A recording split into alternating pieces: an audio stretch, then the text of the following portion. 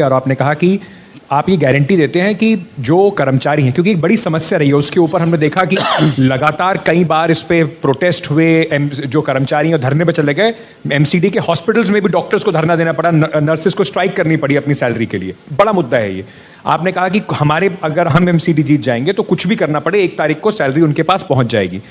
आप जैसे पहले कहते थे कि हम काम करते रहे और वो अड़ंगे लगाते रहे, बीजेपी भी अब वही कह रही है कि ये सैलरी वैलरी के सारे इश्यूज इस वजह से हो रहे हैं क्योंकि अरविंद केजरीवाल फंड रिलीज नहीं कर रहे थे एमसीडी का। वो हमारे साथ चीटिंग कर रहे थे। 5 साल में हमने 1 लाख करोड़ रुपया दिया है बीजेपी इनको, एमसीडी को। अगले इंटरव्यू में पूछ लेना कहाँ गया, खा गए सारा।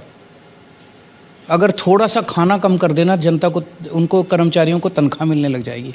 इनकी हवा, इनका पता नहीं कितना हाजमा इनका स्ट्रांग है। इतना पैसा खाते हैं ये लोग, इतना पैसा खाते हैं, सब कुछ खा जाते हैं ये लोग। लेकिन वो कह रहे हैं कोई करप्शन का कोई चार्ज नहीं हमारे ऊपर। अरविंद केजरीवाल जी कह देते हैं सारी एजेंसीज इनके पास है। मेरे को 24 घंटे के लिए सीबीआई और ईडी दे दो, आधी से ज्यादा बीजेपी जेल में ना हो तो मेरे को कह देना।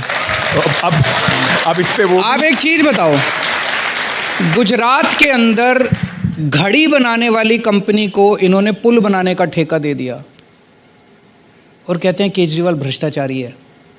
मतलब पूरी दुनिया के इतिहास में, इंसान के इतिहास में ऐसा हादसा कभी नहीं हुआ होगा कि एक घड़ी बनाने वाली कंपनी को बिना टेंडर के नॉमिनेशन बेसिस पे पुल बनाने का ठेका दे दिया और कहते हैं सतिंदर जैन भ्रष्टाचारी है, मनीष सिसोदिया भ्रष्टाचारी है। तो वो कह रहे हैं एक बार मेरे को 24 घंटे के लिए सीबीआई और ईडी दे दो और देखो फिर। वो कह रहे हैं इनके पास सीबीआई ईडी है। हाँ। इन्होंने हमारे ऊपर इतने आरोप लगाए, इतने हमारे ऊपर केस कर दिए, एक भी साबित हुआ? इन्होंने कहा कि मनीष सिसोदिया ने शराब घोटाला कर दिया, शराब घोटाला कर दिया, 10,000 करोड़ खा गया। कहाँ गया वो 10,000 करोड़? इन्होंने रेड मारी मनीष सिसोदिया के यहाँ, दीवारें तोड़ तोड़ के देखी अंदर। उन्होंने सोचा वो जैसे अजय देवगन की एक पिक्चर आई थी, वो दीवारों में से पैसे निकले थे। इन्होंने गद्दे फाड़ फाड़ के देखे मनीष के गद्दों में, शायद कुछ नहीं निकला, चवन्नी नहीं निकली मनीष सिसोदिया के। बैंक लॉकर देखे, कहाँ गया वो पैसा? 800 ईडी के और सीबीआई के ऑफिसर्स लगे हुए हैं, शराब घोटाला नहीं जांच कर रहे। मनीष सिसोदिया को पकड़ने के लिए कुछ भी निकालो, गिरफ्तार करो मनीष सिसोदिया। ऐसे देश कैसे तरक्की करेगा? इतनी गंदी राजनीति, इतनी नेगेटिव राजनीति। इस देश की जनता नेगेटिव राजनीति नहीं चाहती, इस देश की जनता काम चाहती है कि काम करो।